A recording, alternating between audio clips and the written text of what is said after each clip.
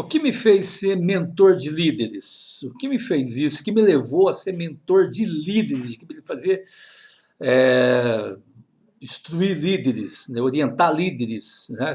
O cara chegou ao nível de liderança, ele já sabe, né? Não é bem assim também, não é bem assim também. Eu sofri quando eu tive minhas primeiras posições de liderança, encarregado, chefe de seção e gerente, eu sofri cada um ponto desse. E eu verifiquei que no mercado há um gap muito grande na preparação dos líderes. Nem todo mundo que está sentado lá na cadeira de líder, de chefe, está preparado para aquilo. Teve seus méritos, chegou lá para o caminho, não vamos questionar o caminho que chegou lá, com certeza foi algum mérito, mas às vezes falta algum preparo para liderar. Para quê? Para não cair naquela questão de ser um colaborador melhorado, né? Não conseguir dar o resultado que lhe é esperado, né? Se colocou ele lá para comandar um grupo, logicamente, ele precisa comandar, fazer aquele grupo dar resultado, e se ele for continuar sendo mais um do grupo, a liderança dele é fraca. Se a liderança dele é fraca, o time é fraco, não dá resultado, ele perde o pescoço. É assim, é a tônica. Tá? E eu verifiquei um gap muito grande na questão da gestão e liderança. Ao longo da minha carreira, quando gerente, eu conhecia outros gerentes de outras empresas, gerentes da minha própria empresa onde eu trabalhava, superintendentes da minha própria empresa onde eu trabalhava. E aí eu vi um gap muito alto na preparação dessas pessoas, ou na reciclagem delas, ou num ponto de vista diferente. Então, eu me preparei para ser mentor, fiz um treinamento, fiz um curso para ser mentor, e junto com o meu conhecimento, junto com o que eu aprendi ao longo de anos, não foi uma coisa que eu decidi ser e no outro dia fui aplicar.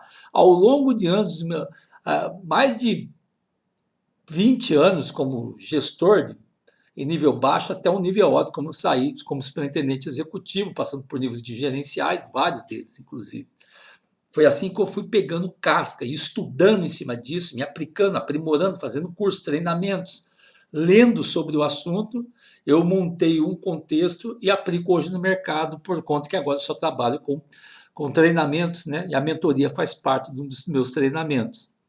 Eu fui forjado, eu tive a felicidade de ser forjado pelos militares. Muita gente não gosta dos militares, já lembra já da ditadura militar, não é nem ditadura, é regime militar, né? O pessoal fala errado. Mas eu entrei naquela época lá, e onde eu entrei na minha empresa, eu saí do exército e entrei na empresa. E a minha empresa era vinculada ao Ministério da Aeronáutica.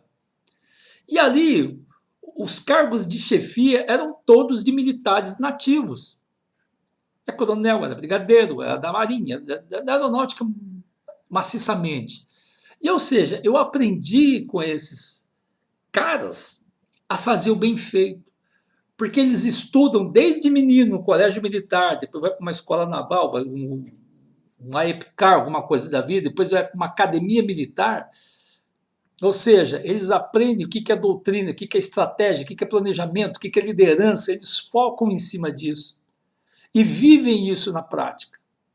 O planejamento, totalmente, a provisão, o controle, gerenciamento, isso daí é o que é mais maciço dentro de um militar, porque ele vai comandar uma organização.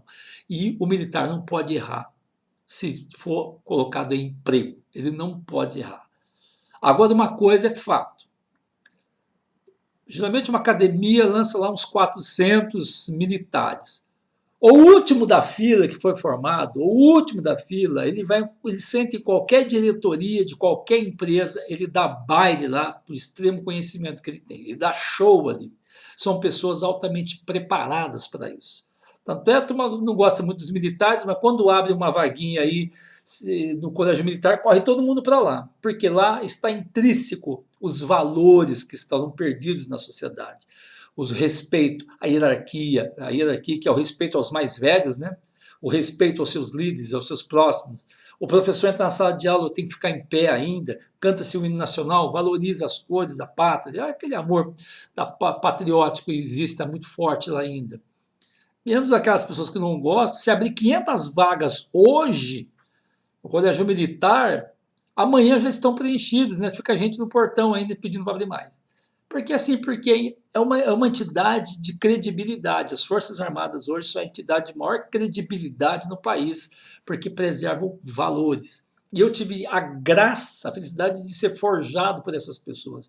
Ou seja, se eu levasse a palavra picolé sem o acento, né, devolvia tudo, porque estava errado. O nível de exigência era extremo, né? Se eu escrevesse o meu nome, vamos supor, se o nome da pessoa fosse, escrevesse como faltando uma letra, meu nome é Aguinaldo, mas vamos supor que eu estivesse escrevendo por um outro Aguinaldo, que seria com G ou I também, igual o meu é, Aguinaldo. Eu escrevesse com G mudo, devolvia tudo, porque aquele Aguinaldo G mudo não era ele. Então eu aprendi nesse nível de detalhe, voltava-se tudo por conta de uma vírgula, por conta de um ponto. Todo aquele documento voltava. Aí você aprendia que tinha que fazer correto, que tinha que fazer bem feito, um trabalho limpo. E eu fui aprendendo em cima disso. Aprendendo a ter responsabilidade, assumir a responsabilidade. A toda a missão que você dá, você precisa dar o feedback se você entendeu a missão, ir lá cumprir a missão, fazer um planejamento para que aquilo aconteça, informar os seus líderes o que está acontecendo, informar a sua equipe, falar com a sua equipe, orientar a sua equipe, treinar a sua equipe, treino, treino, treino, que eu sempre bati nessa tecla, treinar, saber se todos entenderam o que você está falando, escrever o planejamento, todos assinam, coloca em execução, feedback, está dando certo, não está dando certo, temos que mexer de novo. Eu aprendi isso com eles. E que deficiência hoje está nas empresas, isso aí, hein? Que deficiência hoje. Hoje o cara senta lá na cadeira de liderança, ele quer mandar, só isso, ele quer mandar, ele não treina, às vezes nem ele sabe o que tem que fazer. Nem ele sabe o que tem que fazer. Agora o erro é dele e de quem botou ele lá, né? Então, ou seja, eu vejo muito isso nas empresas onde eu vou fazer o treinamento. O déficit desse tato, dessa gestão, dessa posição, dessa valorização da posição que tem, dessa orientação. Ser líder é um privilégio, porque você orienta pessoas, você faz as pessoas crescerem, você forma os novos líderes, você é respeitado quando você vai falar alguma coisa, eles te ouvem. Ou seja, é importante você líder. Além de dizer que você ganha mais, né? Você faz isso por prazer, o dinheiro vem por consequência da sua função apenas. Por consequência da sua função. Mas quando você faz um trabalho bem feito, isso dá resultado. Agora, os líderes têm um papel tão importante porque aqui está a alta direção e aqui estão os colaboradores. Os líderes estão aqui no meio. Se eles não souberem passar a mensagem não chega, não tem o resultado. O papel dos líderes é fundamental.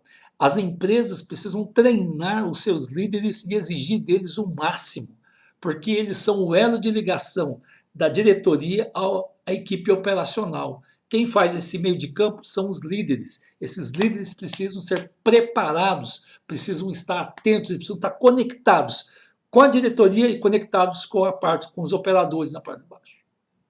Isso precisa está no sangue, tem que estar correndo no sangue das pessoas, essa vontade de espírito de equipe, essa vontade de aprender e as responsabilidades da função que se tem e daquilo que se faz. Tá bom? Você quer saber mais, me pergunta que mais sobre o assunto. Eu adoro falar sobre liderança, sobre gestão. Esse é meu carro-chefe. Tá bom? Teria um prazer imenso em responder.